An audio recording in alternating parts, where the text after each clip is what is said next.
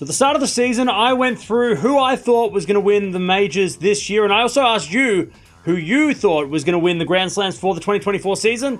Let's go have a look at who actually did win and also how close we were to getting them all right. So starting with the WTA predictions, you guys have gone with Iga Swiatek to win the Australian Open. Of course, had a really good end to the 2023 season and is world number one, so not the worst pick. I've gone for Alina Rybakina, who made the final last year and has been really good on hard courts in general. Okay, so you picked Swiatek, I went Rybakina. They both lost in the first week. Obviously, Sabalenka won the whole thing. It was a weird Australian Open. There was a lot of upsets early in the tournament, so maybe a little bit unlucky that the players that we picked had poor draws, but unfortunately we can't claim that. On the men's side of things, you guys voted for Novak Djokovic. No surprise there. The best Australian Open champion of all time. And I've also gone Novak Djokovic to win the Australian Open. It's so hard not to pick him, especially because the only time that he hasn't won it recently was when he wasn't allowed to play. Okay, so look, at the end of 2023, Djokovic had won 3 out of the 4 slams. He was on fire. Obviously, Sinner had also done pretty well at the end of the last season, but who would have thought that Sinner was going to go and beat Djokovic to then go on and win his first slam ever? So maybe we can give ourselves a little bit of a pass for that one. Heading over to the French Open now, and you guys, for the ladies, have voted for Iga Swiatek to win the French Open this year. And I've also gone with Swiatek to win the 2024 French Open. All right, we got it right. Now, look, that was probably the easy one. It's probably as easy as picking Rafa to win the French Open every year for the last 20 years. So we picked her. She's won 3 in a row now. Swiatek is the queen of clay, and we both get a point for that. Heading over to the men's side of things, and you guys also voted for Djokovic for this one, as you did for the Australian Open, because won the French Open in 2023, has won a bunch of these before, but I'm going to go with Carlos Alcaraz for my pick, because I reckon that he learned the lessons pretty quickly from the French Open in 2023, was able to adapt and then beat Djokovic at Wimbledon. Okay, so again, nobody can say that Djokovic wasn't in great form at the end of 2023, and to pick him for that, fair enough. I went with Alcaraz. I thought he was unlucky at the French Open in 23, and of course, he went on to win the whole thing. He also didn't go on as confidently as I maybe thought he would go through. You know, nearly lost to Sinner in the semis and nearly lost to Zverev in the final, but Alcaraz winning the French, I'll take that. Going over to Wimbledon now, and again, you guys for the ladies have voted for Swiatek. A little bit of a theme here, going for Swiatek again at Wimbledon. Now, she didn't do too bad at Wimbledon in 2023, but it will probably be her weakest surface, as we've seen her worst results have come on the grass. And I've gone for Ons Jabeur, maybe because I'm a little bit more sentimental about this pick. She has made the final 2 times in a row. I think she might be 3rd time lucky. Okay, so again, you guys went with Swiatek. A little bit strange on grass. Maybe next year we probably won't pick Swiatek on grass. I went with Jabeur.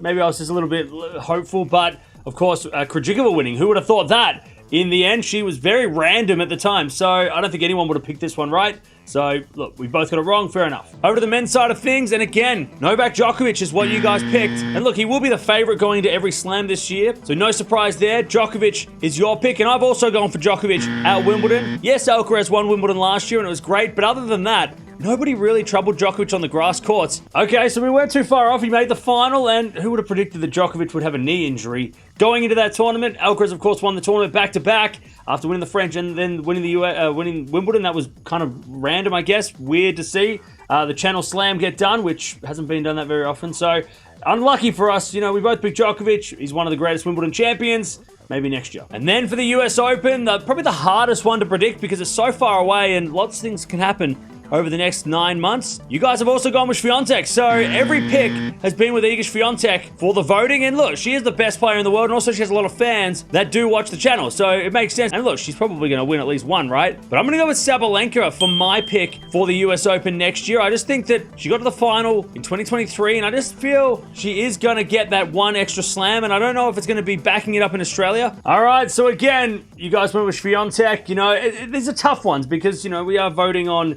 I give you guys a chance to vote for all of the slams, and usually the most popular player and the number one at the time gets the vote. So that was a little bit maybe unfortunate for you guys, so I won't hold you all accountable. But Sabalenka, I'm very happy with that one. It's very hard to pick the US Open in general, and not only that, but it's also the end of the year, so it takes almost like 10 months in advance.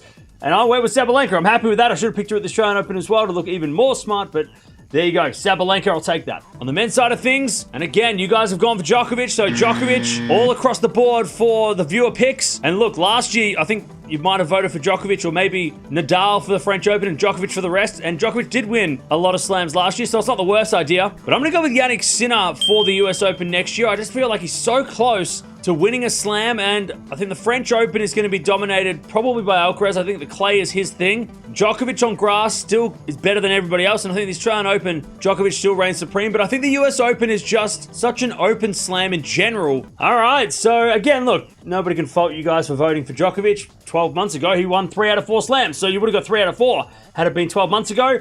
Didn't win a slam this year. Bit weird for Djokovic not to win one, but going for Jannik Sinner. Again, 12 months out. I didn't think he'd win the Australian Open. I maybe should have picked Sabalenka Sinner for Australian Open as well, but him winning the US Open, the US Open has been random over the time, so I'm not too mad about that. With Sinner, I totally forgot that I picked Sinner 12 months ago to win the US, so I'll take that as well. So here is the tally. Unfortunately, only the 1 out of the 8 for the viewer picks, but I'm happy with my 4 out of 8. Getting half the slams right is weird as hell. It's very strange that ever happened, so I'm going to take that all day, especially those US Open picks. I'm very proud of those picks, and I'm going to talk about those forever.